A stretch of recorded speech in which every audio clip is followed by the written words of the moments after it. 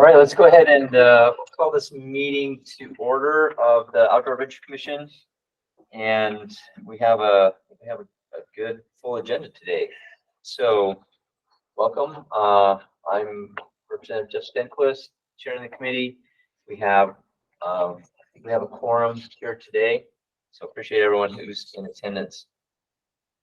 Our first item is a approval of minutes from our last meeting, which was what was October 31st was our last meeting, actually, Halloween. Do we have a motion to approve minutes from that October meeting? I move to approve the minute meetings from October 31st. All right, we have a motion from Scott Second. and a second from Pitt. Any discussion? All in favor of that motion, say aye. Aye. Okay, minutes are, all right, thank you. All right, and so the next item, I know that we had this on the last agenda. We had a few more changes to make, so that we wanted to, we put the vote on for this agenda, but thanks for being here again, Dr. Smith. And I don't know if you want to cover any of the revisions that you've made since our last meeting. Why don't you go ahead and do that? Yeah, there was just a couple of commissioners who had a request for a little bit more time. All the comments that we received back since then were really minor editorial things that we either hadn't caught yet or more internal reflections on how those agencies could actualize some of the objectives and goals that are outlined in the plan. The only thing that was substantive was what I had sent around yesterday. One additional sentence on the possibility of the growth in search and rescue needs being driven by population growth, as well as the increased interest in outdoor recreation and tourism within the state. And then a request for a little bit more clarity on one figure. And that was I can find it here, that laid out the different uses for state and county funding related to outdoor recreation and tourism. So we added a little bit more description to that figure, just so people could interpret it by itself.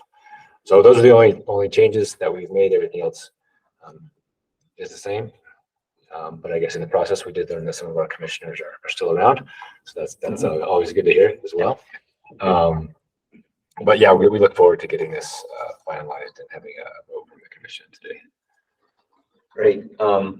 Any further discussion or comments on the plan from the commission members? That you wanted to bring up? We had a good discussion, I think, last time about some of the things that we wanted to do with this report and make it a living document and have it be something that we, get the word out. And so I think that like some of those efforts to get the word out and get some positive PR from that, and make as many people in the public as well as agencies aware of the strategic plan, as well as incorporating it into our future plans and resource planning, and even the discussion that we have over the next few meetings in terms of making sure that we're aligning our activities and resource allocations, aligning them to the goals that we've set forth in this plan, as well as following up with the plans that we talked about in terms of the next phase of creating regional councils that then can have more specific recreation plans in those specific regions around the state. So had a really good discussion about that last week. So I am ready to entertain a motion to approve the plan, and we can have further discussion before we take that vote. So moved. All right, we have a motion from Vicky to approve the plan. The second from Director Curry. Any further discussion on that motion?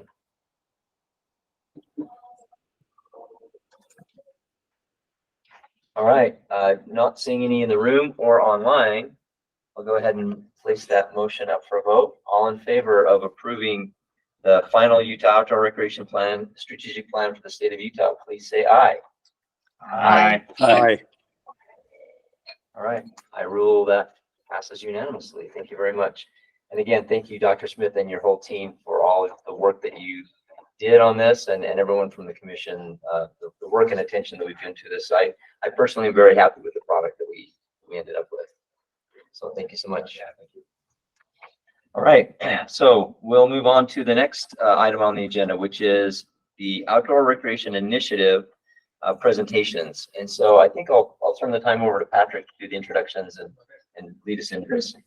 Well, I guess first the big thank you to all our Forest Service staff coming, making the trip. Some of them came from pretty far away. So today we're going to hear from 3 different Forest Service districts, just some of the projects that are up for the Outdoor Recreation Initiative. You all have the prioritization sheet on your desk. On the back side of that is also just some notes of some of the projects, if there's anything you wanted to. And then for the January, we'll have like much more full detail for everybody. And then the plan for the January meeting is much shorter presentation window, so just to give much more time for discussion, and you'll have a lot of resources there. But yeah, right now we're just going to do each one of the individuals is going to be presenting. I guess, did we start with Fishlake? Is that right? Yep. Cool. So I'll introduce this Dan Childs. I forget your title. Yeah, it's a weird one. Public Services Staff Officer, Fishlake National Forest. All right, great. So he's going to take us through the first 2. Then I guess with all of these, I mean, if you have questions in the moment, feel free to ask. And we're obviously been through this before, but at this point, yeah, just kind of take it away. Okay. Does it work best if I stand or sit down here? Do you have a preference on that? Whatever you're comfortable with. Well, I mean, I probably won't come to sitting, but I'll stand. That might be a little better.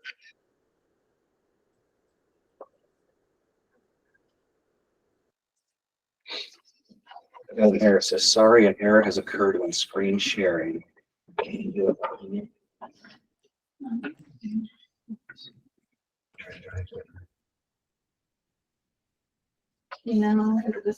I did the entire screen, so maybe it's just the window.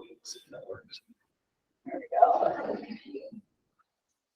And I guess just to add one more thing, initially the presentations were going to be about 10 minutes with like 5-minute Q&A, but since these individuals will be presenting multiple, we're granting them a bit more time just to kind of go through some of these. So I'll try to be brief though. So again, I'm from the Fishlake National Forest. Our headquarters is in Richfield, and I guess before I start, I just want to really sincerely say thank you to everybody who's played a role in helping bring about this outdoor recreation initiative.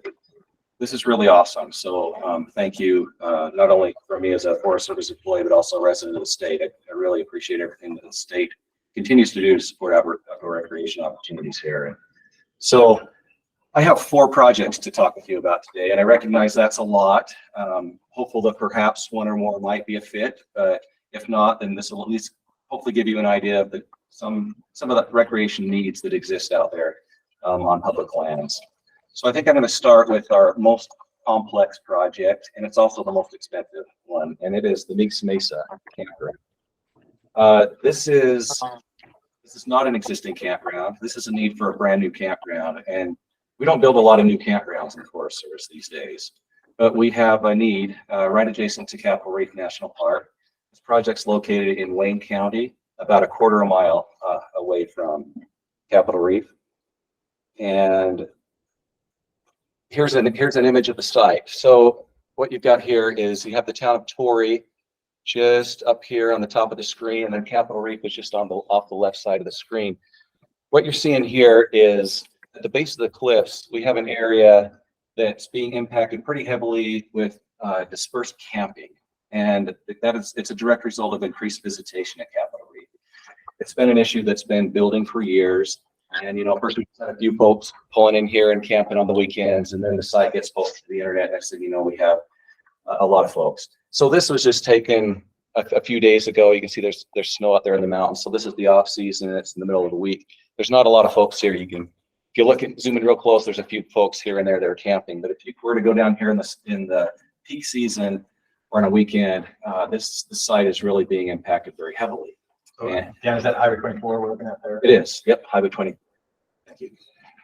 And so what we're looking to do is to convert this existing user-created dispersed camping area into a designated camping area where folks come and stay. The site currently is not designated as a camping area, so it's user-created, essentially unauthorized camping that's taking place, and we'd like to manage the camping in a more responsible manner. So what's the need for this project? Number one, we need to address overcrowding due to increasing visitation at Capitol Reef.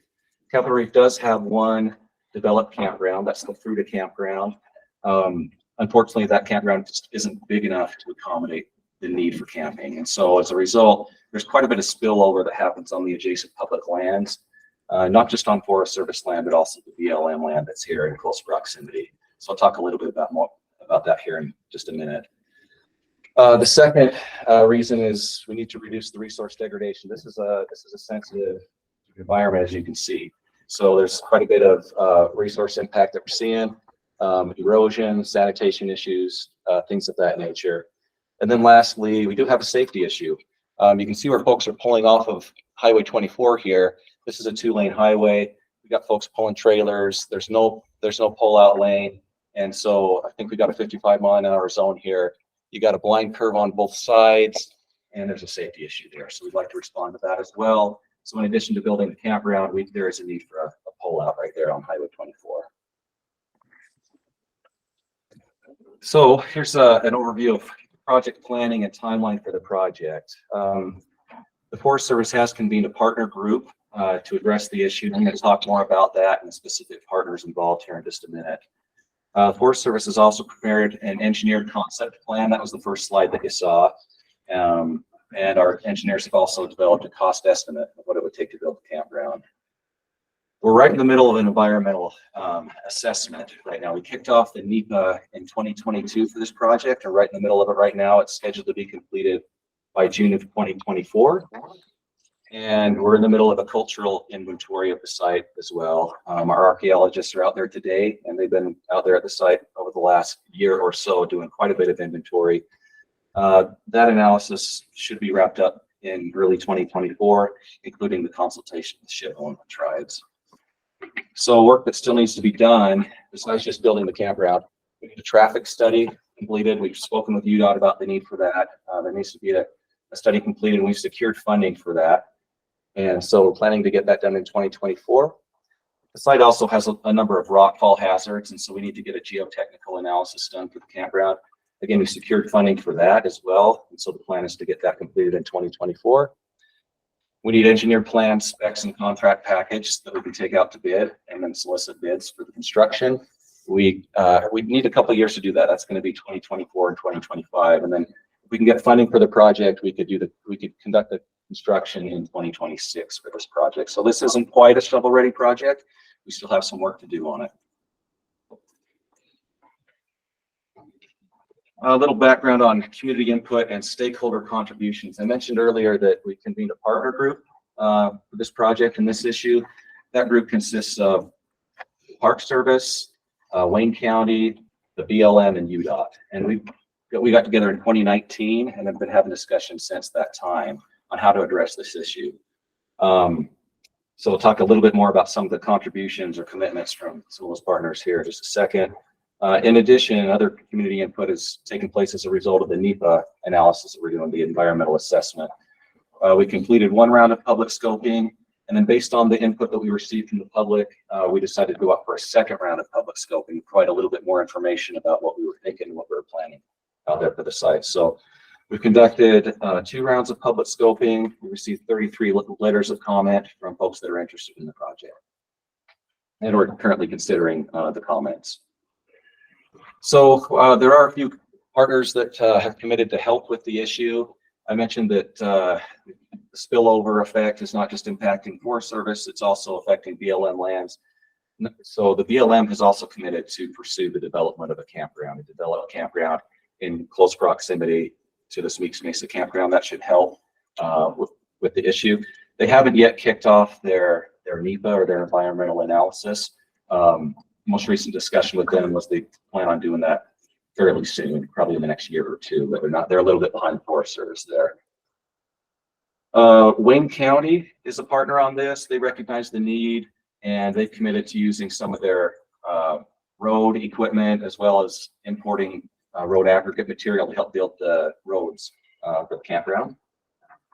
The Forest Service, we've secured some money, as I mentioned earlier, for a traffic study, geotechnical analysis, some rock fall, mitigate, they call it scratching. We're going to kind of scratch the sides of some of these cliffs and bring down some of the hazardous rocks. We've got some money to do some of that work, as well as to construct the turning lane. So we've got $379,000 of Forest Service funds for those efforts. And then, as I mentioned, we're conducting an environmental analysis or assessment for the project, and then Forest Service would plan to prepare the plans, the specs, and the contract package once funding for the project is secured. So this is my last slide for this project. Our government estimate that's been prepared by our engineers indicates that it's going to cost $4.5 million to build this campground. And so our proposal would be for $4.5 million, which would allow us to proceed with a construction contract. As you probably know, federal contracts, these contract packages go out to bid, and the contractors are selected generally based on best value to the government. So if we're able to move forward with a construction contract, and the Forest Service would provide all of not just the contract preparation, but in addition, any administration and oversight of the contract. So that's it in a nutshell. What questions can I answer? So you listed some of the contributions from Wayne County and the Forest Service. So in addition to the $379,000, do you have any budget from your agency to contribute to this? Not at present. Not right now. Okay. Fortunately not. But I think we ought to consider the plans and spec preparation. We're going to do a lot of in-kind work. Sure. Yeah, a lot of in-kind work for that. Yeah. Yeah. So the 4.5 million would be really into just those construction costs. Yes. Yeah, 100% construction costs. Yeah.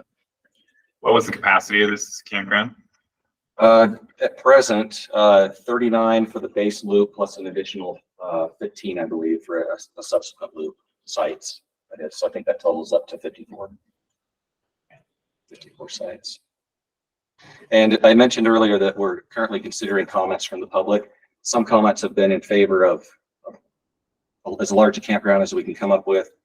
Others have been in favor of as small as a campground as we can limit it to. So our analysis is ranging from a 30 site all the way up to a 60 site, and we're not 100% sure where we're going to land. But our cost estimate that I'm presenting today is based on that 54 site. You go national park campground, or you go national forest campground. There's a big difference, right? Yeah, there is either on top of each other or having more space. So. Yeah, exactly. I had just a few questions. One is infrastructure. Is there any infrastructure in place, water, power, sewer, that kind of infrastructure? Good question. No, there's not. There's no power, there's no water, there's no sewer. Right now, we haul in porta potties on a busy weekend for sanitation. This will be a dry campground. There's not going to be water out there. The Forest Service doesn't have any water rights in the area. There's not any water out there to be had. So and good toilets, I'm guessing. Yeah, good toilets. What are the ongoing operating costs that you predict? Yeah, probably in the neighborhood of about $15,000 per year is our rough estimate to maintain it. That can be, this will be a fee site. So our plan for the site is to add it to our rental system, and it'll be managed by our private campground concessionaire. That's a private business that manages all of the campgrounds on the Fishlake National Forest. So the fees that will be generated would go to support the site and the maintenance. It should be sustainable over time. And then what would you foresee as an average nightly fee? I would guesstimate we're probably going to be charging, well, there's no water, so in the range of $15 a night or so. Rough guesstimate. Do you have an idea of the occupancy rate?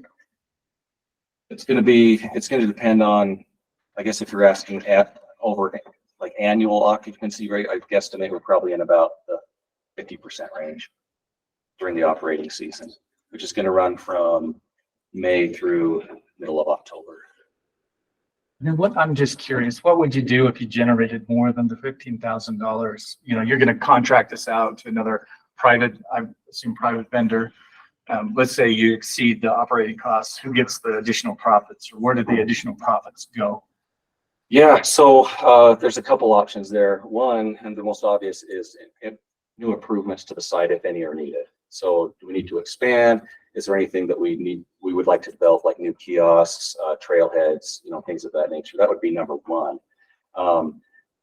Barring any of those needs, the funds could be used for other supporting recreational opportunities in the immediate area. Like, is there a trailhead nearby that we develop, or a need for a kiosk somewhere close by, or trail maintenance of the, the connecting trail system? Those would all be opportunities that we could use that funding for. The important part is that it does support the site where the funds were collected. There has to be a tie there. Are there maintained trails or trail systems from this site? Yes, there are. There's actually a trailhead right there on the site, and there's a trail system currently existing. It's pretty popular. A lot of folks go there just to hike the trails. There's actually a local concessionaire that has a llama packing business and offers that to the public. A lot of folks like to go out and hike with a llama for an afternoon, and so they do that here in this area as well. You just like the smell of llama. As they hike. Each their own. Yeah. Okay, and then how far away is the BLM, the proposed area for the BLM? 3 miles or so up the road? About Close 3 then, miles. huh? Yeah, pretty close. Back towards Torrey? Towards Torrey, yeah. Yeah. Okay. I don't know if I mentioned this, but this site is about a quarter mile from the boundary of Capitol Reef. So it's right there. So does the trail go into Capitol Reef? No, it doesn't. It doesn't Forest Service. Cool. What, I'm just curious, but if you were to go back to your leadership team and ask for funding, do you think that's problematic or probable that you would get funding? Well, Chris could answer this better than me. I'll venture a guess. I think it's problematic, just to be honest with you. To be quite frank, I haven't seen opportunities in the Forest Service to ask for sums that approach the amount that this would cost. There has been one opportunity through Great American Outdoors, the Great American Outdoors Act, to maintain existing infrastructure, but for new infrastructure, millions of dollars. I haven't seen anything like that in my 13-year career in the Forest Service. Chris, if you have. Yeah, that's correct. That's all about deferred maintenance on existing facilities. Yeah. Because this one is going to be new. And frankly, we're working on revised reauthorization of GAOA. And one of the things that they are attempting in that reauthorization is the ability to build new, but that may be years in coming. And there's no way that you think the Park Service would ever participate in this project? Well, Since it's probably their visitors that are. I can't say there's no way they benefiting ever would. I mean, that's tough to say, but there hasn't in our partner group that we've convened, that hasn't been, they haven't offered that. And, Yeah. As we talked about opportunities for all of us to participate, they haven't indicated that that's, something that. I mean, I know they have higher priorities with roads and bridges and everything else that they are working on in Capitol Reef. So, yeah, sure, you're not high on their list, maybe. I don't know. I'd be a little bit remiss if I didn't ask, but what about a partnership with state parks instead of a private contractor For construction or operation? operations? We have an existing model on the Fishlake. I will say, so it's been done. I don't know how familiar you are with the Fremont Indian State Park and the Very. Castle Rock Campground. State Parks has been operating that for a couple decades plus successfully. It's worked. It's worked fine. They've operated under terms of a special use permit that they were issued. And now we're in the process of transferring that land and that campground over to state parks. I wouldn't say we're opposed to it. It's been done in the past. It's been successful. Probably just leave it right there. Perfect. And then maybe not so much for you, but just for the commission. What class is Wayne County? I mean, I'm guessing there's not any money from Wayne County that can. Wayne County I doubt has struggled because of built. Yeah. And so they, we could count on, what, 2 fingers, how many UR grants they have now. They've done a little better. Yeah, they awarded just- our very first grant this last cycle in Wayne County. Just because they've never been able to have a match really for It's projects. been rough for them. Okay. So having something in Wayne County would be really helpful. And, some in-kind participation from them, that's appreciated. Let me ask, Yeah, if you, It's good to see. If you do the lower volume of campsites, would you need the full 4.5? Probably not, probably not. The 4.5 is based on that 54 site estimate that I've got. So that is a possibility. I wondered if that was going to come up. I'm going off the best information I have available right now. And that's what that 4.5 is based on. So what is our process in a situation like that? We chose to do the full 4.5 and then the project came in smaller. We just, I don't know, Well, the process. I imagine at some point, right, like most of these costs are gonna be in the road, the turning lane, the engineering for that, like that's, and then the individual campsites, I'm guessing, like reducing them by 5 or 10 may not cut a huge chunk out of the 4.5 million. And I'm just going off of. I'd agree with that. I'd also, so there's a couple of things here. Number one, yeah, I agree with that. The base infrastructure is what's going to cost the most, period. There will be some savings if we don't build the whole thing. At the same time, these are present day numbers too. And now we do have a contingency in there built in. Engineers always build in a contingency, I found. I think we're good for if this is to be built in 2026. We should be good with this cost. At the same time, we're going to talk more a bit here about Great American Outdoors Act funded projects. And we've been taken by surprise on costs in the past. So again, this is the best cost information I have, and we would just be totally transparent with you moving forward on the project if you chose to fund it. Like, you know, here's where it's landing and here's what we're seeing. If it's not going to cost the full 4.5, we'd want to just have open dialogue and transparency and see if perhaps we could just work with you to not take the full 4.5. I don't know if that's a possibility or not. And in your cost breakdowns, if there's road improvements, turnout lanes and things like that, and that's a good chunk of the funding. And I wonder if there might be some transportation dollars. Yeah, where's Josh? They could go into Yeah, they commit to some. So that's a thought on that as well. I think in his absence, he would want us to do an allocation. Right? Of course, we're keeping aware of, so we're not gonna get through all these. We could ask you questions all day, I think. Yeah, these are good questions, and I appreciate them. Thank you for thinking about the project. I'm going to go ahead and move on to the next one. So I'm going to share again and pull up another presentation. This is for the Bowery Creek Campground. Okay, sorry about the little bit of a blurry photo there. Bowery Creek Campground. This is a gorgeous campground. It's looking at the Fishlake Basin. So Fishlake is kind of the jewel of the Fishlake National Forest, and you can see it just in a couple spots tucked in the background there. Bowery Creek Campground is essentially on the shores of Fishlake and just up gradient from it. So there's amazing views of the lake. And this is an area that is the most frequently visited portion of the Fishlake National Forest, where I'm from. We've got 57 sites in this campground, and the purpose of this project is to simply update and modernize the campground. It's getting older, and there's a need to do a number of things to make it more accessible to modern vehicles. And so some more information about that. I mentioned earlier, this is a busy place. It really is. 288,000 people visit the Fishlake Basin every year. That's based on 2018 numbers, and it's probably higher right now. We're going to get some new numbers here in a few months. The campground is 60 years old, as I mentioned. The asphalt roads are in disrepair. Campsites need updated furnishings. Parking spurs where people park their trailers don't accommodate modern RVs and trailers. They're just too short. And so, if you were to drive up there over this past summer, you'd see a lot of these parking spurs with people with these big, huge trailers that are filling up the spur and extending out into the road. This was built a long time ago, and these campgrounds that were built a long time ago just have a hard time being big enough for the vehicles that people are bringing to them or want to bring to them right now.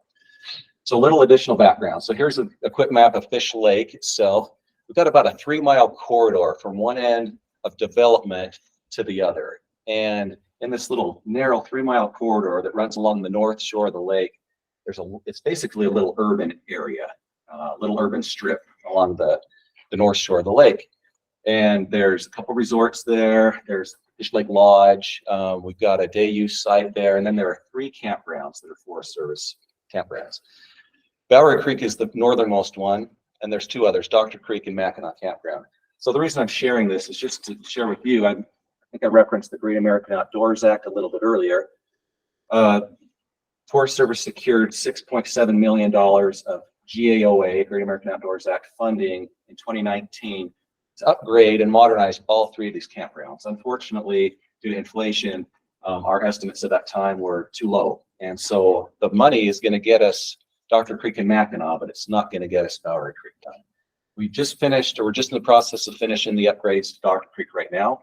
That's going to be done by the end of the year. It's amazing work and it's beautiful. It updated, modernized the campgrounds. Received a lot of really positive feedback from all our partners that have seen it. Starting next year and into through 2025, we plan to do the same thing with the Mackinac Campground. That's the largest campground in the Fishlake Basin. That's going to cost $4.5 million. And that's going to take all our GAOA money. So we do have a need to also upgrade the Bowery Creek Campground. And so that's what I'm here to talk to you about today. So a little additional background on this project. What's been done. We've begun an environmental analysis for this project. So we're working on the NEPA. The NEPA should be completed by the end of this year. So we're just about there. A cultural inventory has been conducted. We're right in the middle of that, and our consultation with SHPO and the tribes should be completed by the end of this year as well. As far as what else needs to be done, the Forest Service does still need to develop the engineer plan specs and contract package, and then just move to construction. So we've got really accurate costs on what everything's costing up there in the area. We have a pretty good idea of what needs to be done because we're right in the middle of doing it to adjacent campgrounds right now. But we don't have the funding. There's a lot on this slide, and I apologize, it's a little busy, but I wanted to kind of go over community input and stakeholder contributions. There's a lot that's been, I'll just mention, state has invested a lot in Fishlake Basin in recent years, a lot. And so it's difficult to separate one project in the Fishlake Basin from another because they're all in this little 3-mile corridor and they all kind of support each other. So when somebody comes to a marina up one of the Fishlake marinas, there's a good chance they're staying in the Bowery Creek campground. When somebody comes to visit a boardwalk that the Department of Outdoor Recreation funded, there's a good chance they're camping at Bowery Creek campground or one of these others. So I want to just kind of paint a picture of how much is being invested in the basin at large. First of all, community input specific to the Bowery Creek campground work. We do have partners that have provided us letters of support and expressed support for the project and for the work. And I mentioned we're in the middle of the NEPA process, and that includes public scoping. So public scoping is underway for the project as well. We haven't got a ton of comments. 3 comments have been submitted to us so far. Work that's been, or investments that have been made. The DNR has recently expanded all 3 marinas in Fishlake. I don't know the cost of that, unfortunately, but I know it's got to be in the millions. It's going to be really expensive, the work that they've been doing up there. Department of Outdoor Rec, ACE, and the Forest Service have worked together to maintain the Lakeshore National Recreation Trail that goes along the shore of Fishlake in recent years. I mentioned a boardwalk that's been constructed that was funded by a grant from the Division of Outdoor Recreation in 2019. That's a really cool boardwalk that folks can go out and look at kokanee salmon that are coming out of Fishlake to spawn up in Twin Creeks. It's super popular, gets a lot of visitation. DNR has plans to construct a very large fishing pier out in Fishlake within walking distance of this campground. And then I mentioned earlier, the Forest Service is investing $6.7 million of Great American Outdoors Act funding for the Dr. Creek and Mackinac campgrounds, and as well as building a new RV dump station to serve the area. Forest Service is conducting an environmental analysis at our expense, and we would prepare plan specs and a contract package for the project. Last slide on this one. So we're requesting $3.1 million in funding. That would allow us to update and modernize the campground, similar to what we've done in the Dr. Creek and Mackinac campgrounds. That cost should be pretty good. We've got pretty good numbers on that one. So again, just like the previous one, Forest Service would prepare the contract package. We'd solicit the contract, select the bidder, and then provide the administration oversight of the contract. Any questions?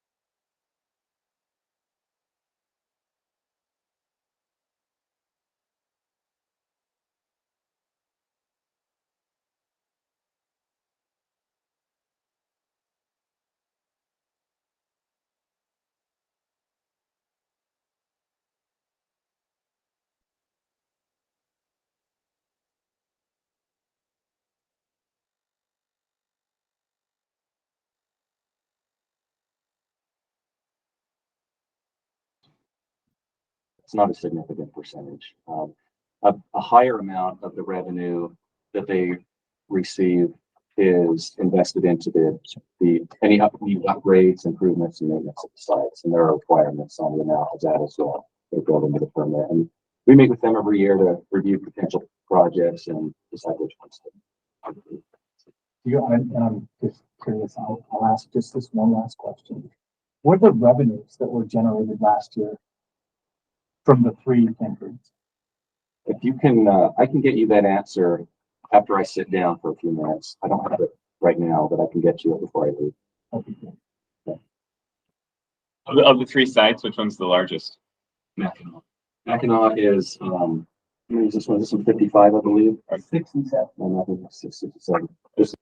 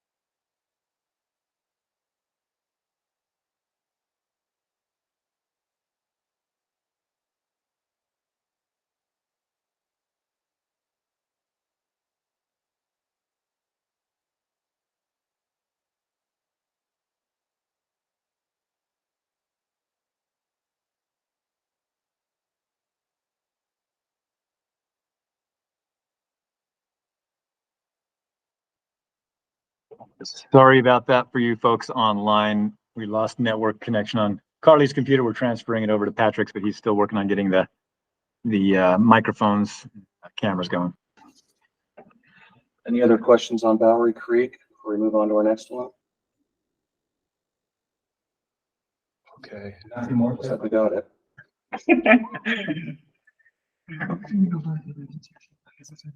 Each one of those percentages is different based on that. Okay. So mine's showing up full screen. Are we good? It's not a- So next project is the Kents Lake Campground.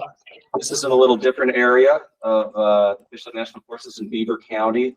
So if you're familiar with the town of Beaver, just right off of I-15 in central Utah, you drive up the canyon above Beaver. It's about a 30-minute drive from I-15 to the Kents Lake. It's a beautiful area right on the shores of Kents Lake, which you can kind of see back there in the background. Should be, okay, yeah, we should be good. Can we get a thumbs up if you can hear the audio now?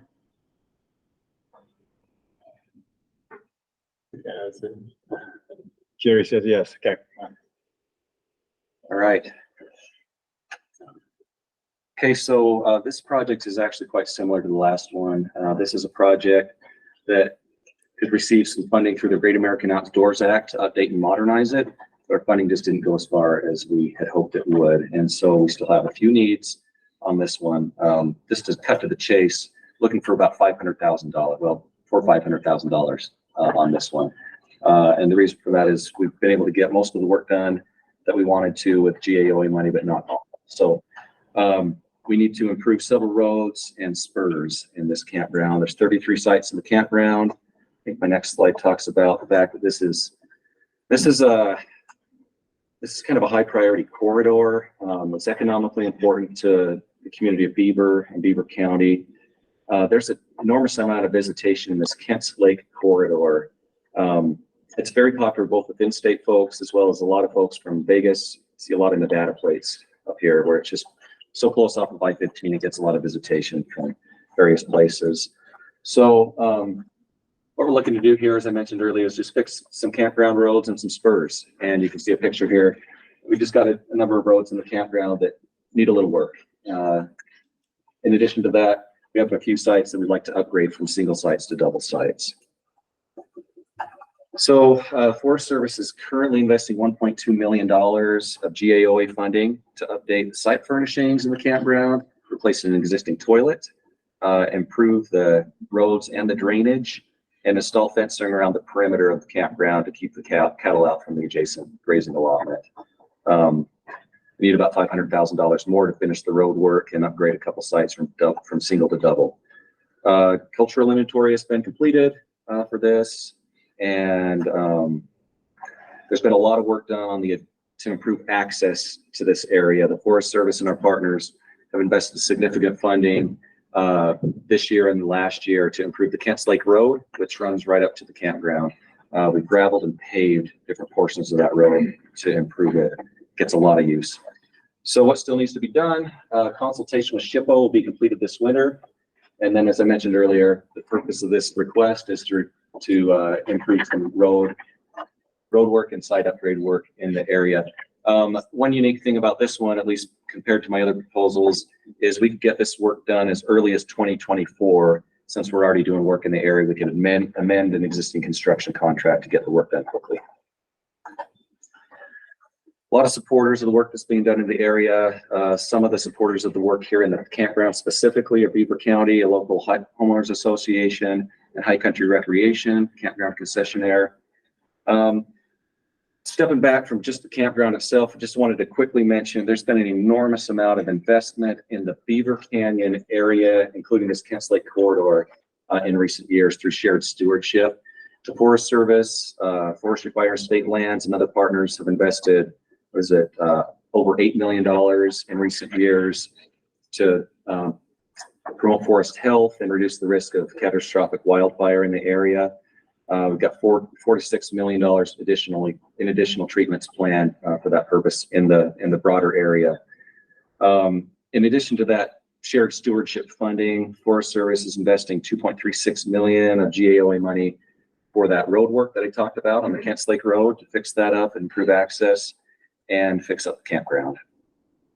Beaver County is a significant partner. They provided about $70,000, 73 to be exact, of in-kind contributions for the Kents Lake Corridor project, and are campground concessionaire High Country High Country Recreation is committed to replace a number of kiosks and site furnishings at a cost of approximately $30,000.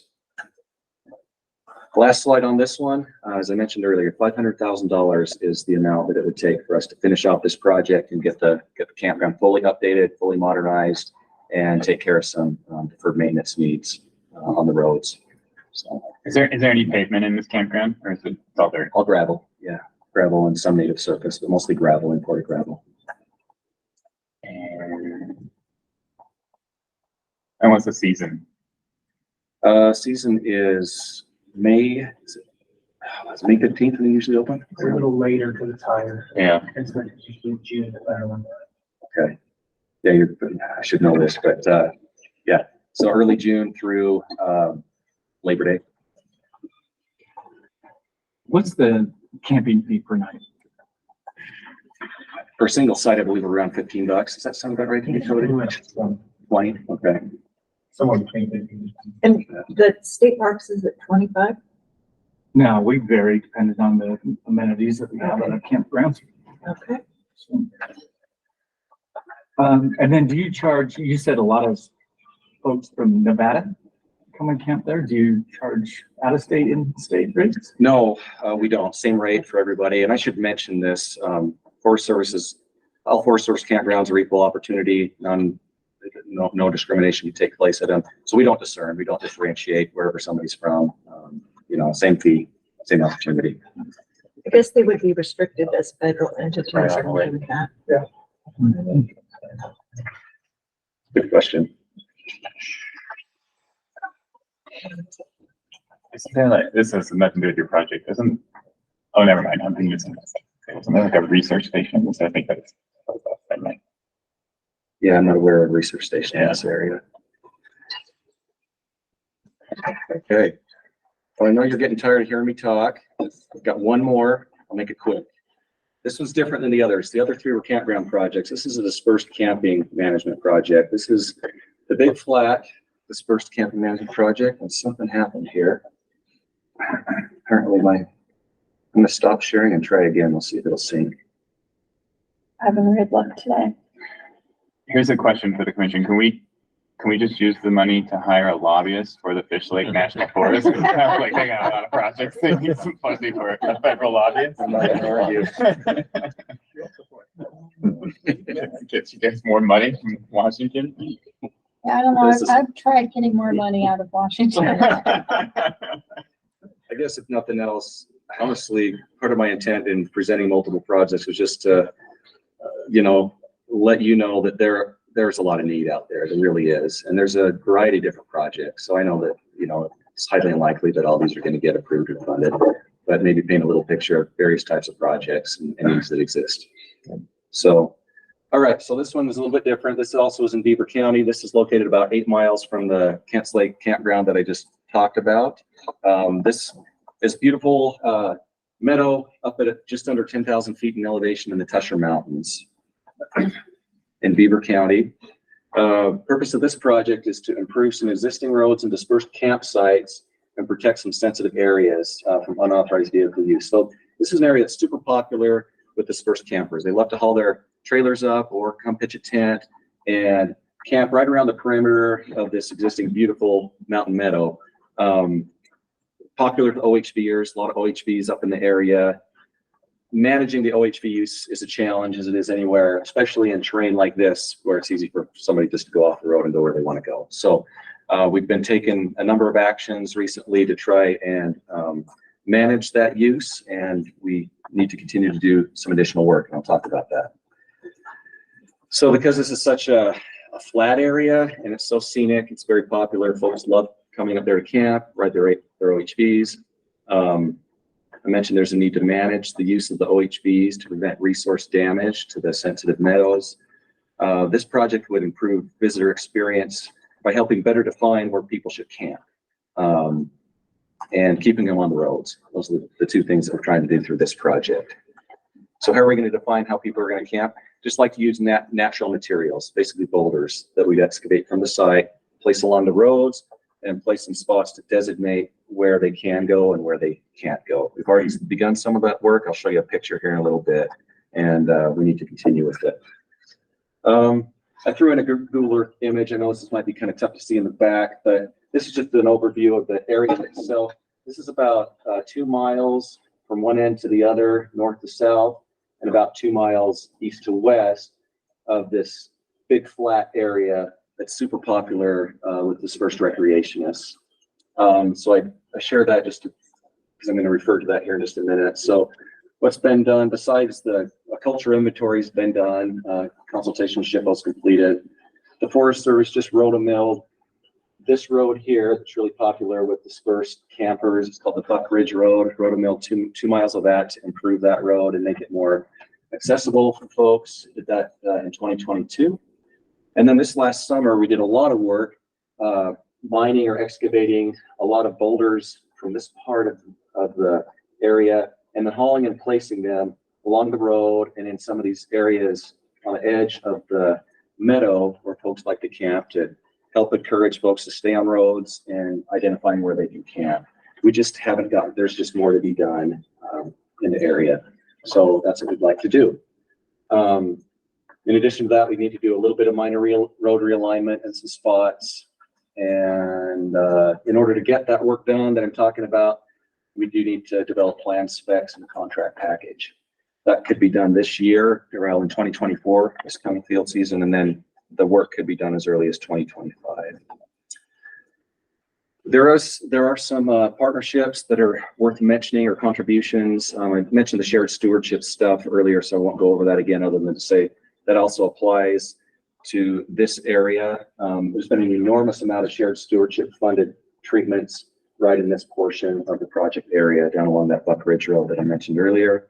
In addition to that, $70,000 of shared stewardship funding. Well, that was spent on that, the roto-milling that I mentioned earlier on the Buck Ridge Road. That was shared stewardship funding, $70,000. And then lastly, $135,000 of Great American Outdoors Act funding was spent on the boulder placement that we did this last summer. So $700,000 is what it would cost for us to import road-based material, to fix up the road in certain spots, perform some minor road realignment, and strategic boulder placement along the road in key campsite or key camping areas. Forest Services would provide the administration oversight of the contract to get that work done. So that's it on that one. Any questions? I want to get a question in before. Wait, I got a question. Who operates this campsite? No. How many people visit this area each year? Jason, don't encourage him. I am encouraging him. I don't know. We don't have numbers on dispersed camping areas that aren't managed, and so I don't have exact numbers for you. I can pull up our 2018 National Visitor Use Monitoring numbers and give you the best numbers for the general area. It's a broader area than that. So I'll do that while Cody's talking, and then before I leave today, I'll share with you the best numbers that I have. Yeah, on top of that, would you, I mean, do you have an idea of like what a good amount of people you would want to have camped up there? You mean like at one time? Yeah, like, I mean, if you're gonna do all the work of like, you know, putting the rocks and the boulders in place, like, obviously it's dispersed camping, so it's not, you know, defined campsites, but ideally, what would be the goal to try to like minimize or? Well, we tier back to our forest plan. Our forest plan has standards for the number of persons at one time that you should encounter in various areas when you're recreating. So we tier back to that. And I'd have to pull that number for you. I would just tell you that it's a big area. I mean, as I mentioned earlier, we're talking 4 square miles. The site can accommodate a lot of folks, and you've got quite a number of roads running through it. So the question of how many could the site accommodate, to be honest, I haven't done that analysis, but it'd be pretty high. Pretty big, okay. Is there a cold storage, an old historic ice house right here? I think in the right place. Oh, I know what you're thinking. I think is there is one not here, but right down at the Fremont Indian State Park on the Beaver Ranger District. Does that sound? No, it would be closer to this that I was thinking of, but. There's a historic guard station close This was by like the big old- flat ranger station. Cold storage thing. Okay. 'Cause the work that was done for that site is similar to what you're talking about here to limit OHD intrusion into a riparian area, but maybe I'm thinking of a different spot. Never mind. Okay. But it was successful, I guess, is what I'd say. It was on the Fishlake. I don't think I was kidding, but I forgot. This is kind of, so we excavated a bunch of rocks from right back along here, and then this is what we're looking to do in a lot of these places, just place rocks along the side of the road. So it's really the most effective way to manage that type of OHV use. And that's what the entire 700,000 would be used for. A lot of it. We also need to import gravel for some parts of the road that are bad. And we want to also place some gravel in some of the dispersed campsites that are really muddy, so stabilize some of those sites as well. And then I mentioned earlier, a little bit of road realignment in a couple bad spots. We see to realign the road in very short segments to avoid some of those really muddy, bad areas. Where did you get the funding to do the current work that is on? Great American Outdoors Act funded all the rock boulder placement that I mentioned that we did through this last year, and then Shared Stewardship Fund provided the money for the road and milling.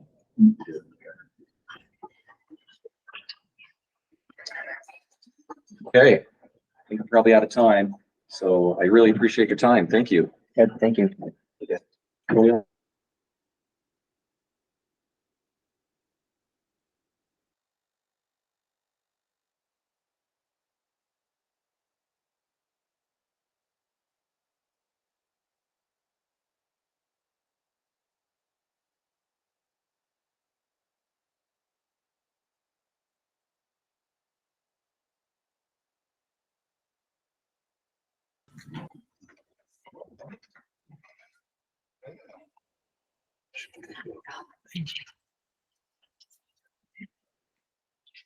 So my name is Cody Clark. I'm temporarily detailed as the Recreation Program Manager on the Dixie National Forest. When I'm not there, I'm on the Fishlake. So whether you want to fund these or the Fishlake. Either way.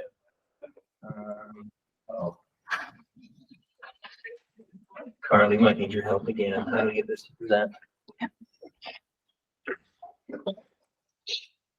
So are you commuting from Torrey to the Dixie every day? 2 days a week. Yeah. It's pretty dry. Yeah. It's not bad. Yeah. So we're proposing more like 2 projects. All of these projects are kind of leftovers of what was not funded through GAOA. So the Duck Creek Campground, we've already committed 1.5 million. That project is currently happening right now, and we're short about 2 million. The Spruces Campground and the Navajo Lake Campground, they're right there at Navajo Lake on Highway 14. We've done some work in here that we'll talk about, and Navajo Lake hasn't had any. We're looking for 412,000 on Spruces and 1.4 in Navajo. I wanted to present this we could put these 2 together for a $1.8 million project, or we can save this 412,000 for a UR grant or other options. But there's some options in that. So this is Navajo Lake right here. So we got the city I-15, Navajo Lake. So this is where Spruces and Navajo campgrounds are. And then Duck Creek Campground is right here outside of Duck Creek Village. So this is right between, Zion, Cedar Break, and Bryce. So there's a lot of visitation that happens right through there. So this is the Duck Creek Campground. Loop A's had some work done. What is currently happening is work on Loop B, Loop E. The work that's happening is the similar stuff to what's been happening in Fishlake. It's campground modernization. It's improving spurs, widening and lengthening, improving roads, replacing campsite furniture. And so where we're short, what we're doing here is this is a continuation of a GOA funded project. And what we're short is reconstruction on 2 group sites. kind of 4 group sites, part of 2 group sites and 2 new group sites. The planning that's happened, we've already done the NEPA and the design is complete. We're all ready to go. We could begin this as soon as spring of 24. The contract for this is actually already happening, and I'm pretty sure we can just add it to this existing contract. If we can't, we can write a new contract and fly it, but we're currently operating, so this can get going pretty quickly. Community input, this took place through the NEPA process. The only part, we don't have any partners. We structured this like a GOA project, so the only partners is we're looking for state partnership, state and the Dixie. And the state's role would be funding. We're requesting $2 million and the total project cost is $3.5 million. Of that, we allocated $1.5 million right now through GAOA.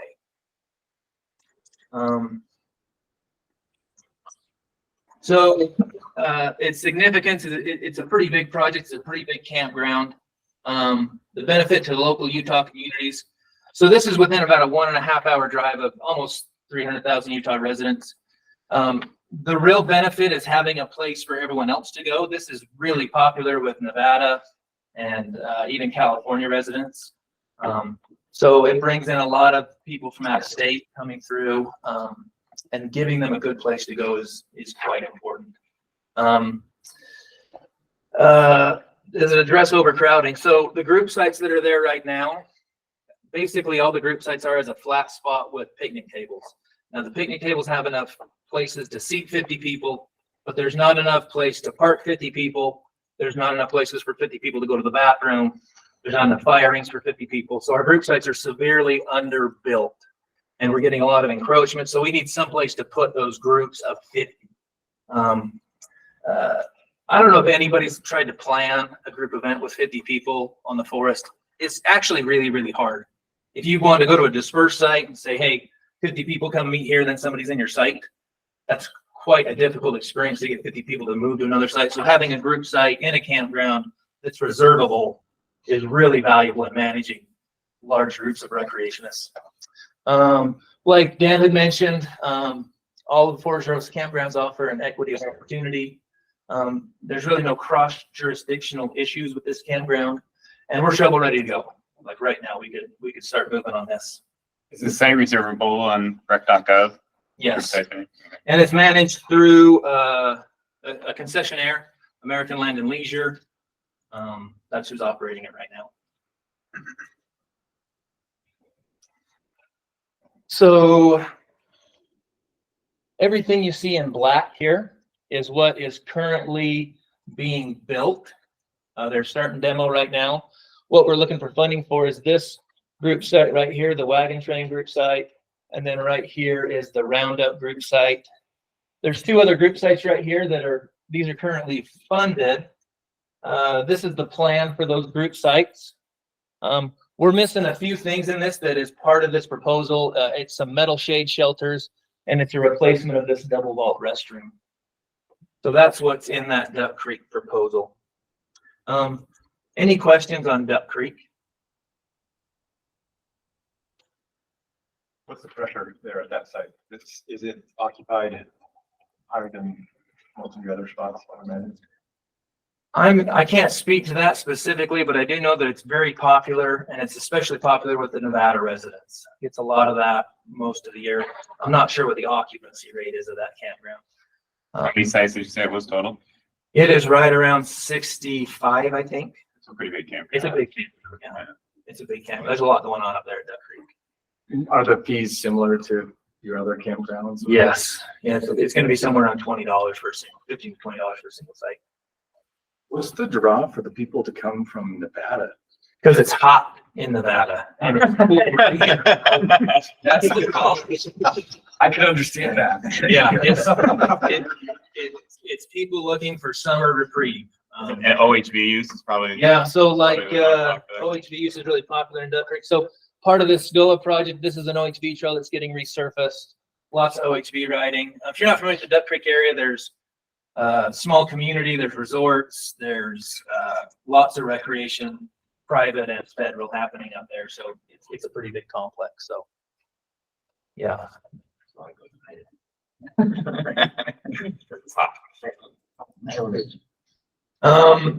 So the Spruces campground, so this is at Navajo Lake, so this is just a little bit further down, closer to Cedar City on Highway 14. Let's see, what has happened here so far is through a UORD grant with Kane County and American Land and Leisure and the Dixie National Forest. This lower loop right here was all rebuilt. So spurs were lengthened and widened, roads were resurfaced, new camp furnishings. That was all completed. This upper loop right here is currently being redone right now. Some of the sites are finished. That'll probably go into next spring, but that was funded through GOA. What we're looking at funding for is this parking area right here and these walk-in sites. So there's 3 walk-in sites along here. Right now, if you go, you got this great new asphalt and it ends right here. So we're looking to get this redone and this bathroom and these 3 sites right here. Is that water access? Like a boat launch or? This is not a boat launch. The next one does. This is a day use parking right here. And then this is parking right here for these walk-in sites. And then this is a bathroom. So we want to reconstruct the walk-in sites and add 2 new vault toilets. So one by the walk-in parking area and then one in the campground. We've already done the NEPA and the design. Those are both complete. We can begin construction in spring of 24. That's all ready to go. Community input that took place through the NEPA process. The partners so far have been Kane County and American Land and Leisure to that UORD grant on the lakeside loop. And then we've done the GOA work on that south loop on the upper side of the road. The state's rolling this. We're looking for some funding. We're requesting $412,000, and the total cost of that campground is $2 million. So that would be the cost if we did just this campground, $412,000. And like I said, 1.5 has already been implemented. So this is a high use area, Navajo Lake. This is a $400,000 out of a $2 million project. The benefit to local communities is similar to what we talked about with Duck Creek. We get a lot of people coming from out of state looking for summer reprieve. This is within, an hour and a half drive, about 300,000 Utah residents. It does address overcrowding just like Duck Creek. When you have sites that will accommodate the right equipment, people go to those sites, and then you're getting rid of some of your dispersed overcrowding issues that you can experience. And yeah, we're shovel ready. We're ready to go on this one. Is this one operated by a concessionaire or is it American Land and Leisure? Yep. Okay. So all of the Dixie National Forest is operated under concessionaire American Land and Leisure. How can state parks become a better partner? Yeah. in the Dixie National Forest? So that's interesting. So the way we seek concessionaires is we issue a 5-year permit with an option to renew at 5 years. So they typically go for about 10 years. And then when those come up to renew, we solicit bids. So I don't know if the state could be a bidder. Is that possible? Yes. Has it been done? Not that I'm aware, but it can be done. So like on the Fishlake, we are in year 4 of the first 5 years. And I haven't seen those not renew after 5 years. So they typically go 10 years. So the Fishlake would be up in 2030 and we'd be soliciting bids in 2029. On the Dixie, I think we're in year 5. And so the year 10 would be 2027, 2028. So that's when the Dixie would be soliciting bids. So I don't know how the state gets on that list to bid, but that's where the opportunity would be. We would love to get on that list. That's useful information. I think that's good. And I'm assuming not only for the Dixie, but for all 5 of the. Oh, yeah. forests, Yeah. Yeah. We've talked about Pineview before. Yeah. We're talking about Wait, Renee, how can state parks? I know, I feel bad because no word. Have your own meeting. Sorry, Jason. I did invite me. So this is just the plan for what we'd like to implement. So all of this stuff that's dark has already been done. We're looking to redo this parking area, this bathroom, these walk-in sites, and then we also want to install a new, take rid of the old one, put in a new double vault. restroom right there. Navajo Lake Campground is just down the road from Spruce's. It's a stone's throw. So what we want to do there is no work's been done in that campground. So it was on the list for GAOA and it didn't get funded. So we want to update that campground, do site furnishings, longer, wider spurs, better roads. NEPA has been completed and the design is 75% complete. We can finish that design before the spring season. So we're really close. We can get that done pretty quickly. And we anticipate that we could start this project in spring of 24. Question, I mean, Yeah. this one has a soft spot in my husband's heart because he grew up going there. So how old is this campground? I don't know how old it is. It's gotta be from How old's the your husband? 60s. Yeah, well, he moved here from Don't look California, at it, yeah. just close So- too much. But it would have probably been in the 70s that he was going there, yeah, so. And when did we say Bowery was built? 60 years ago. 60 years ago. This is at least 50 to 60 years ago. Yeah, so Yeah. that At checks. least. And he Yeah. came from California, so you never know if it was his introduction to Utah when coming here before, so. Well, and when you walk through it, you can see that it was built 60 years ago. It needs an Yeah, update. so, yeah, I've seen many campgrounds that look like that. Yeah, and when they look, and the thing about Navajo is we've got spruce halfway done. So it would just be so much better to have It all of looks that. worse by contrast. Exactly. Okay. Exactly. Gotcha. So we're requesting $1.4 million. And we don't have any partners as of recently. If we needed to partner with Kane County, I know they've been very willing. They participated in some of the spruce stuff. I think we could find some partnerships if we needed. It's significant. It's $1.5 million rebuild, and it's completing what we've started in that Navajo Lake area. And this is all similar information to the other slides. Any questions on Navajo Lake and spruces? This is our design of the campground. There's a loop on either side of the road. There's also walk-in sites on this one. And this is the boat access right over here. Group Pip was asking about that. There's a boat access on this one. Okay. And is that boat access just on the FYI for other UR grants, or grants that we administer? Is that program in decent shape? For what it's used for, I understand it is. There's also Navajo Lake Lodge that has a boat ramp. Navajo Lake Lodge. Oh, I'm confusing it with Fishlake. Okay, It's way better now. good. When's the last time you went to Fishlake? How long ago? Did I go with you? Or that was pre-Patrick? So it was a long time ago. So back in 2019, 18. They were getting, yeah, they're all really. It was nice. about ready to go. The lodge or the boat ramp? The lodge. Oh, it's still in the same condition. Yeah, Sorry. okay. The boat ramp's way got nice. I've been following that. We've helped with some grants there, but the Yeah. lodge looks like it's about ready to. No change condition there. Okay, sad. Any other questions for me? Okay. Well, I'm interested generally, so maybe let's start with you. If you had to prioritize the requests, what would you prioritize and why?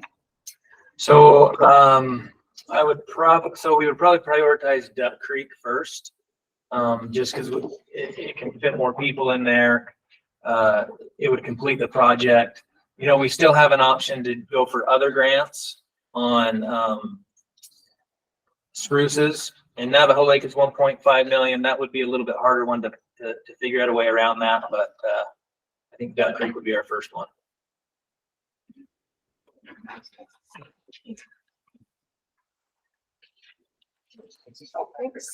So can I go back to your question? Sure. Just if you're interested.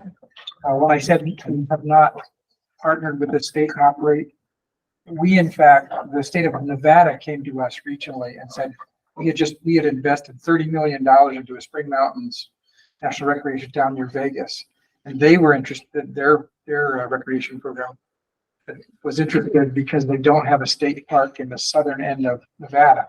So they were interested in saying, you know, Spring Mountains NRA managed by the state of, we took them on a tour, brand new facilities, really nice. And after their analysis, they basically said, we can't run them any better than you. So they won't. But I know in other regions, there are state and county that are managing federal facilities. And I wouldn't ever throw my good friends from Nevada under the bus, but Utah does it better. Of course. So, yeah, we would entertain it at the time of when the concession is. Yeah. All right, are we good to go? Good to go. All right, Go, Renee. awesome projects. I'm super excited to see where you guys are going for both, not just our forest, but really the whole state. So first of all, thank you to the commission and the division for hosting us today. I really appreciate the time and effort and really considering a favorite partner. So my name is Renee Flanagan. I'm the Recreation and Land Staff Officer for the Uinta Wasatch Cache National Forest. With me today is Sean Harwood, who's the Ogden District Ranger, and Zach Mon, who's our Forest Landscape Architect. So they've all been critical with the partnerships and really the planning and design around Pineview, and so they're here to answer any questions that I may not be able to answer. So the planning phase of Pineview Recreation Complex really started with the questions that you saw, sorry, last slide, that the questions that you see up here is, as an agency, we've always dealt with site-by-site planning instead of comp plan. So the idea was to, how can we elevate this and look at Pineview as a whole? So today I'll kind of be addressing the overall planning process. I'll talk about phase 2, which is the primary focus today, our partnerships, and really maybe how this fits with the criteria the state's looking for. Next slide. So this is Pineview and all the sites around Pineview. You know, people come from all over the Wasatch Front to experience Pineview and further. You know, we really want to create a destination with Pineview. We don't quite feel like it's there yet. And the way we think we can do that is really by finding the characteristics of the surrounding culture and scenic landscape. We really want to have a variety of visitors and a variety of site types, and we really want to enhance the area and really connect with the local communities and culture. So Pineview Recreation Complex Reconstruction Project is really a comprehensive approach to redevelop recreation facilities all around Pineview. Due to the scale of the project, we really felt like we needed to phase it. This is a very large project. So I'll briefly talk about the phases. Phase 1 is complete, and I will say the most critical part of phase 1 was when Weber County engaged with Utah State and their landscape architecture environmental planning program to help complete visual conceptual design called Pineview Forward. And that study was really phenomenal. It was something the students did for us, and it really looked at Pineview as a whole and said, what could Pineview be? And I think that really changed our mindset from, I'm going to use the term because we use it a lot, putting out fires, of feeling like every problem as it arose, to say, let's look at the whole planning of Pineview, what it looks like, what we want 20 years from now. So really that exercise with Utah State through Weber County really kicked us off in the right direction. So it's really special thanks to both of those partners. So phase 2, which is our focus today, is primarily design and construction of the top 6 priority sites. Phase 3 addresses deferred maintenance and functionality at 3 of our highest use sites. Phase 4 tackles the 4 remaining sites. So what does this mean for timing? Next slide. Renee, sorry, these are all currently existing sites. None of these would be One brand new new. site. Okay, I'll Yeah, get good that. point. We'll get there. Okay. So this is the timeline that we kind of built to kind of show how these different phases work across it. It's a 10-year timeline and with the other phases. So really the goal for us was to get to the point that where would we be shovel ready, and then we'd start looking for partners and funding. Because a lot of times we get hung up on the planning side or the design side. We just really want to be ready to go. So we kind of took that approach. We'll continue that process as we move through this and continue design as we go through these phases. We don't have hard timelines on some of these phases because we're not quite there yet. Next slide. So this is how much Pineview's going to cost. So phase 2 through phase 5, we're looking at about $54 million. For all the sites around Pineview. That's 15 sites spread across the reservoir. And this is really the full cost to reinvestment, bring these up to standard. We also anticipate that to take about a decade to accomplish, at least in our world. So the potential we could push that up, but in Forest Service world, that's about the earliest we anticipate we could potentially look for implementation. That is a lot of money. Money, sure. Sorry, that slipped out. I figured I'd get that number out there. Before we started. Get the shock value in. I said some transportation appropriations. Yeah. Like, those are big numbers. Let's go to the next slide. Very quickly. So I really want to focus on phase two because that's kind of where we're at right now is with phase two. Phase two is partially complete. We did complete some reconstruction at Cemetery Point, which is a very popular picnic area. And we did site surveys of all 15 sites. So the surveys are done for all 15 sites, including archaeological surveys. We're ready to go with full design. We have full design packages for 5 sites. So we have 5 shovel-ready sites ready to go. The designs are done, and we partnered with Beaver County to get those design packages done. And I believe the final 100% has already been given to us. I think we're doing a final review on it, Zach and his team, but we should have stamped drawings here this month. So I want to talk a little bit about the photos because these are some of the things we're addressing around Pineview. So on the far left, that's the failed walkway at Court Ramp. So you can just see where the support to the sidewalk has pulled away from the sidewalk. It's critical, we consider critical health and safety issue. The next one is our lovely green gem toilets. I'm sure all of you have experienced those across the forest, either a green gem or what we call a pink lady. Those are our oldest toilets in the Forest Service, and they're older than me, so they definitely probably need replaced. The next one is kind of trash, and that really talks about the operation and maintenance around Pineview. We have mixed management around Pineview, so we have some that are managed by a concessionaire that you've heard from the other forests, and some of them are Forest Service non-P sites. So we wanted to look at it as a whole. How are we going to manage it? How can we be consistent with the public moving forward? And so that's something we want to address. How many are managed by state parks? Managed by state parks. All right. So the last picture there on the right is kind of an example of our new project at Cemetery Point. So that's an example of what we are starting to accomplish there. So we put a ton of money into bank stabilization. We had a health and safety risk where the bank was failing at Cemetery Point. It was approaching on the road. A 25-foot drop off. And so we stabilized that. We redone the paving, we kind of redirected the traffic, put some fencing and some curb stops to really encourage the right flow of people and traffic. You have a question from Jeff. Yes.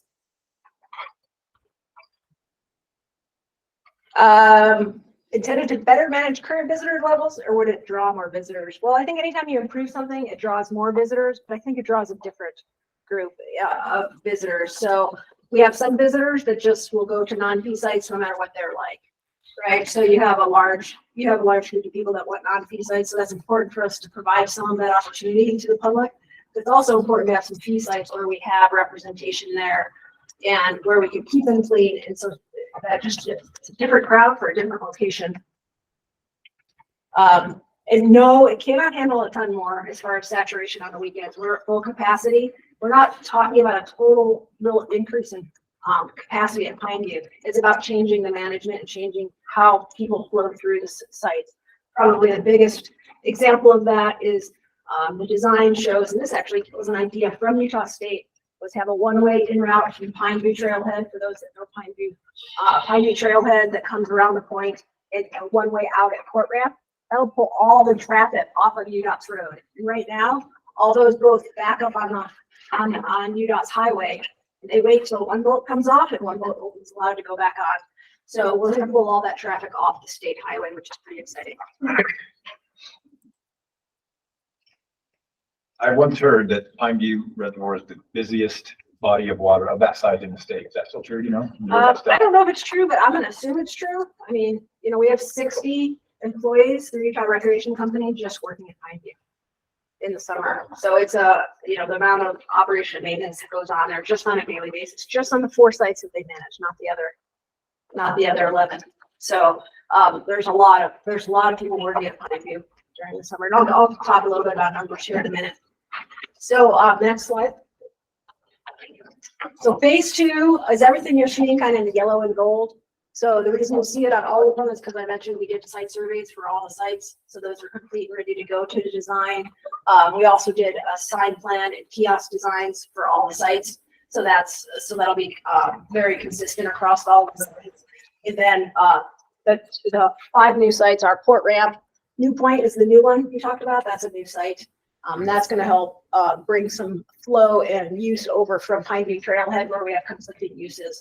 We're right on Pineview Trailhead accesses some of our single track motorized and our equestrian trails, and we want to be able to focus on that. And New Point actually has a little better beach access. So the idea was to move the beach access from Pineview Trailhead over towards New Point, and that'll help with some of the congestion we're having in that area. And then also Pelican Beach and Spring Creek. Next slide. So there was 2 components on phase 2, site planning and design and the site reconstruction. We are about 99% complete with site planning and design in this phase. So literally contract packages in hand, ready to go. There's maybe a little tweaks on our time plan that we're working on, so we're really close there. So we're really looking at site reconstruction and support there. And the goal is to retire the deferred maintenance and then also do some added feature, like we mentioned, to design to improve site flow and functionality. So how did we prioritize the work? Next slide. So how we prioritize it really primarily with site condition. Like you mentioned with Navajo Lake, majority of campgrounds in the agency were built in the 60s. There was a huge push to hire engineers and architects, and we built a ton of infrastructure in the mid-60s. And that infrastructure is now far outdated and has kind of limited its life expectancy or utilization. So site condition was a big thing. Partnership buy-in was really important to us. How Weber County felt about it, how our other partners felt, where we should focus our funding on is really important. And then public feedback was really important. So Sean leads up the Pineview Working Group. They addressed kind of ongoing issues around Pineview. They also took a look at the long-term planning that Zach and his team have prepared. And so they're really engaged at Pineview Working Group on kind of where we're at and where they think the money should go in terms of the future for Pineview. So what came out of that is kind of priority of sites. These are our top 6 priority sites. We've already put the money into Cemetery Point relative to this phase, and that was what I talked about, the stabilization of the parking. The rest of Cemetery Point is actually part of phase 3. And then phase 2 includes 2 through 6. Next slide. So if you want to look at cost by site, these are cost estimates that came directly from the architectural engineering firm this month with 100% design.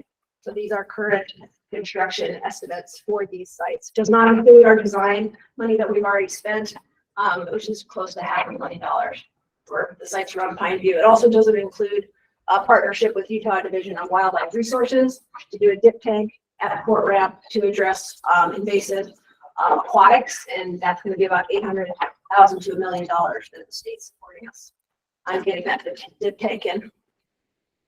Okay, before we move from this, are any of these higher priority than? I'm almost there. Oh man, You're way ahead- Renee, you're ahead of we're me. just on the same Oh, page. you're ahead of me. So phase 2, we're looking at 22.6 million.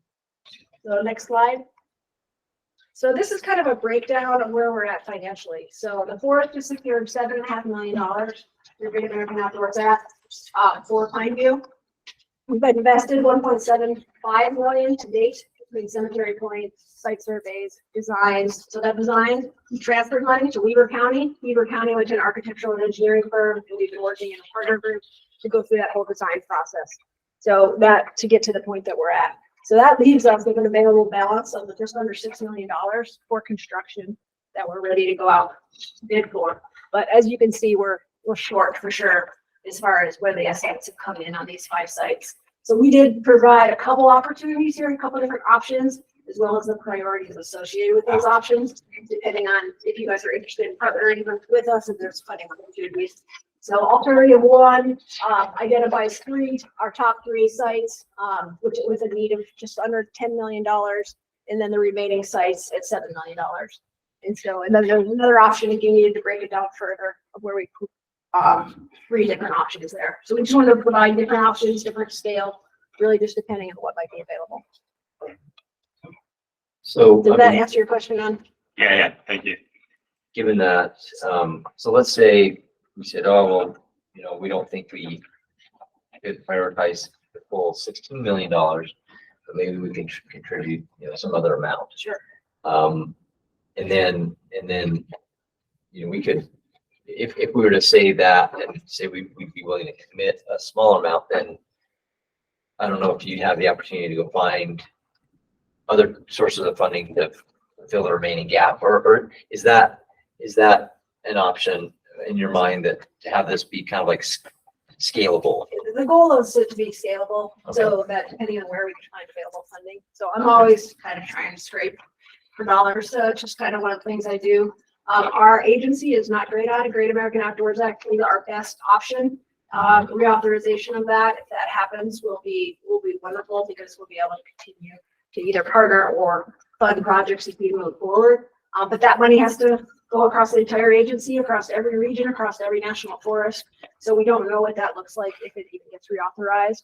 But as far as money under the current authorization, this is what we have. We do have some potential money set aside in 2025, which is the last year of the GOA authorization. We could do up to $2 million of this, but we would have to push back the construction of one of those sites. For instance, if we move some of the work back, we potentially could put up to $2 million in 2025, which would be 2026 construction. But those are kind of our options and priorities. Scott has a question online. Yeah. Oh, I thought he was kidding. That was a joke. No, serious question? He does, yeah.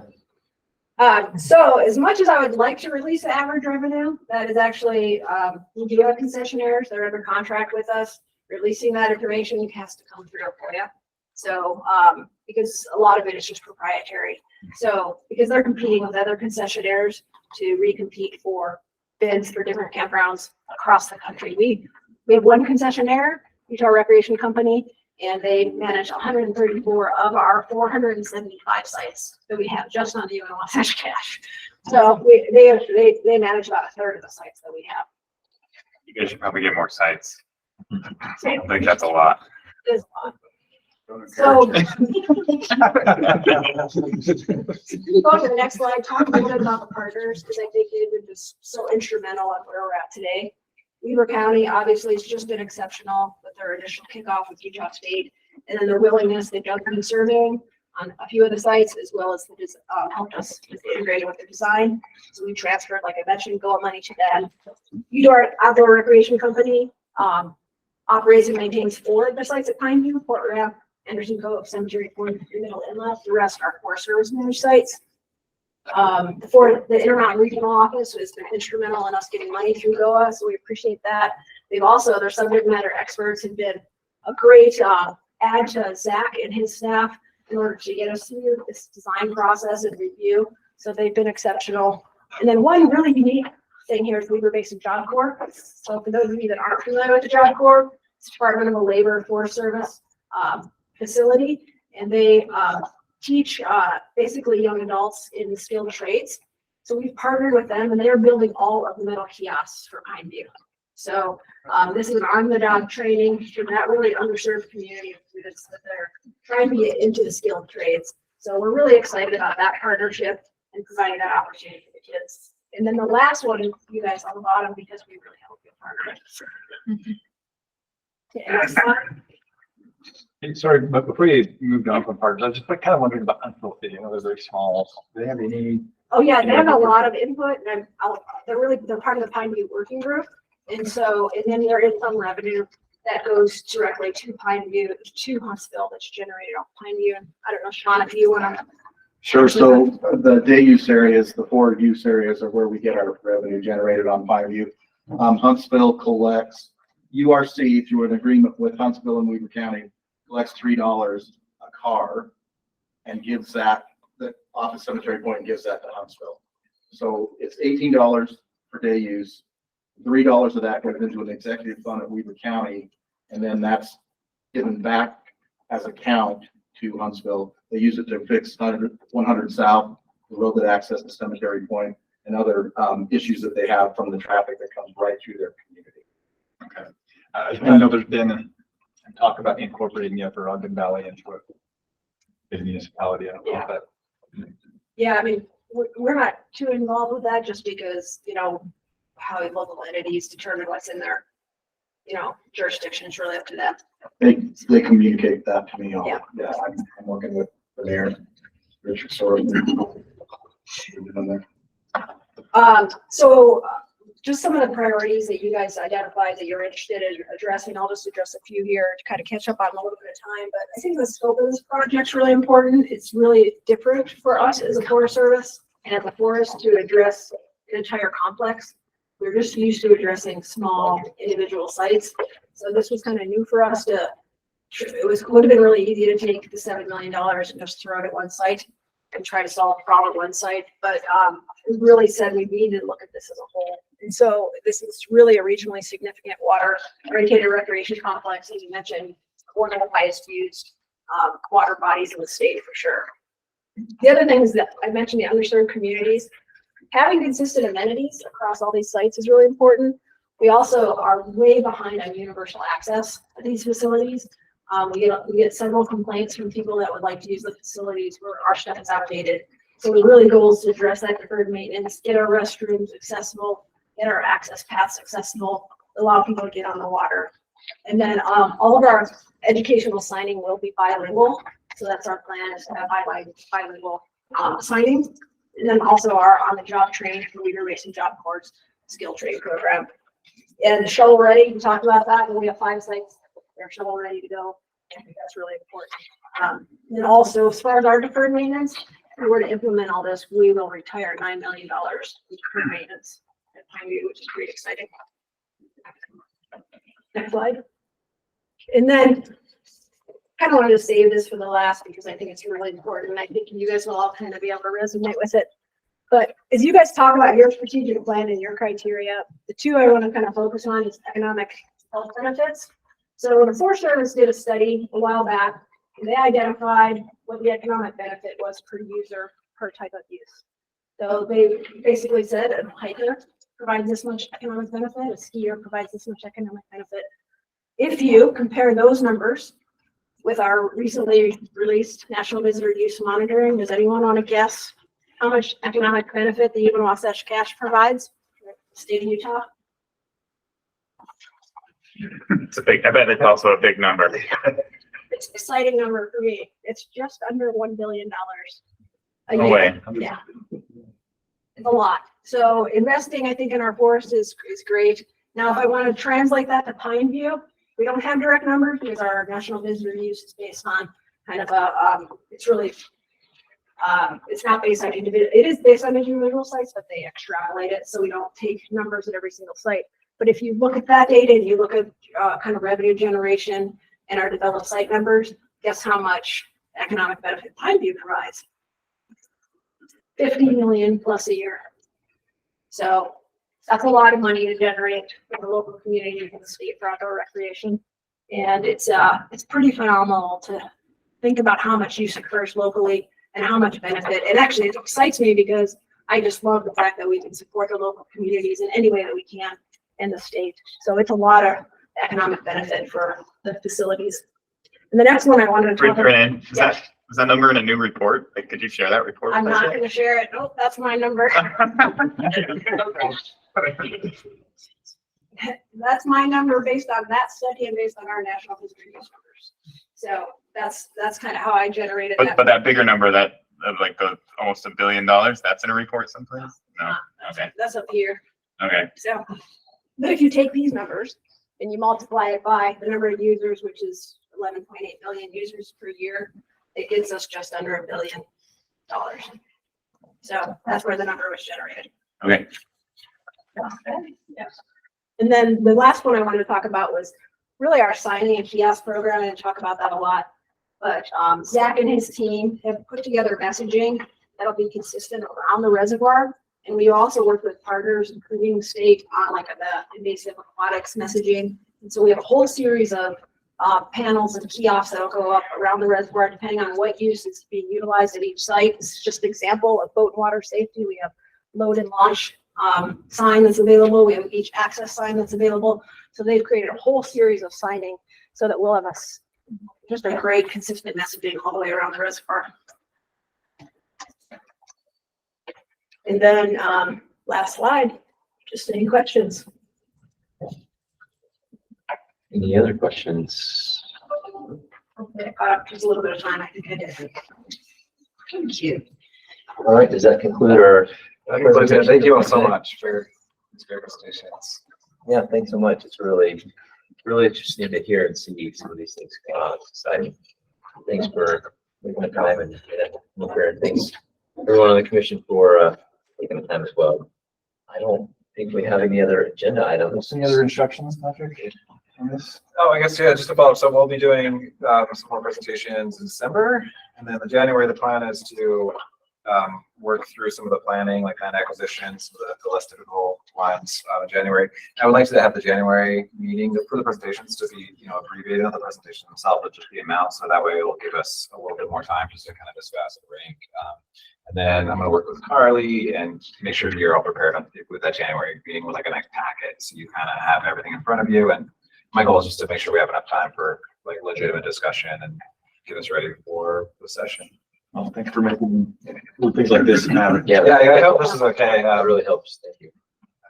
I just have Yes. a couple of quick thoughts.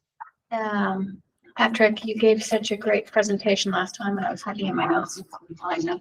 So maybe all of this is in what you presented to us before, and I just need refreshed. But I am feeling like I need some guiding principles to make these decisions. And I think it's a longer conversation that we may want to have in January. I sort of want to talk through that. How do we prioritize safety? How do we prioritize economic benefits? How do we prioritize regions of the state that have greater needs than others? And so I just like to headline that it would be really good to think that through. And, Yeah, absolutely. and perhaps you could come to us with some starting point suggestions. I don't know. Well, these are the starting points. Well, I apologize. Okay, I'll read that. I mean, these are starting points, but I think Okay. what you're saying is we probably need to even get more granular on what each of these are weighted. Yeah, Yeah. I know I had it. Oh, sure. And I'm happy to get more granular. Okay. And I definitely, Excellent. you all, Jordan, you have spent a lot of time on the strategic plan, and so I don't want to underemphasize how important that's going to be. Yeah, and so now that is actually voted on and approved, congratulations, Jordan. I can start sharing that out as well, and so I think that's going to be a big component. It may be, along with what Vicky's saying, like for me as well, it may be helpful that when we are finally looking at close to a finished list of suggested products or projects, that then we, categorize them like you say, like there's 4 like buckets that they fall into, or we decided that we're going to split it quarter, like economic development based, prioritized projects versus, safety based projects, or, however, but like, so we can see how it's divided up, and we feel strongly about that. Yeah, like regional's hard as well. I mean, we've always dealt with it with the grant program, right? Like, it's easy to say, well, more people visit this. Well, of course, because it's in the Wasatch Front, like more people visit it, right? But So I would that's want to maybe put impact. a red emerald metric on it to say, Yeah. we're trying to just disperse people to different areas, and this will help us. All of that. And each of us from, that's the purpose of the commission, is we all kind of come with a different background and represent different constituencies, and bring different ideas to the table and say, well, you know what, different criteria may be weighted more. Yeah. For different people. So, that's, Yeah. so I look forward to that. This is a living process. So any suggestions, I'm happy to pull out as many of like our grant program, like tools to help make these decisions, whether it's like heat maps, whether it's like ranking systems, whether we want to do a live dashboard, where we can see. But yeah, I'm happy to work through all of that stuff. I mean, I just hate to compare Fishlake and find you apples to apples, right? Right, That's right. not, but they both have extreme impacts for So or, you know, maybe- impressive impacts for the regions that they're in and the communities that they serve. I mean, maybe more like kind of putting out, because, you know, I want to share these slides with you all, just so you can have them just for posterity or just over the holidays you're looking, but maybe in that thread, we can kind of open up just like, what are some of the metrics you want to see? Like, what's going to be most helpful for you, as we are kind of breaking these into measurable units that we can use to compare with each other. But I'm happy to do. And I just wanted to say thanks to all of our guests, because I thought those were very impressive presentations. Any other comments or discussion from the commission? All right, if not, I'll take a final motion. Motion to adjourn. All right, I have a motion to adjourn. All in favor, say aye. I thought Thank you.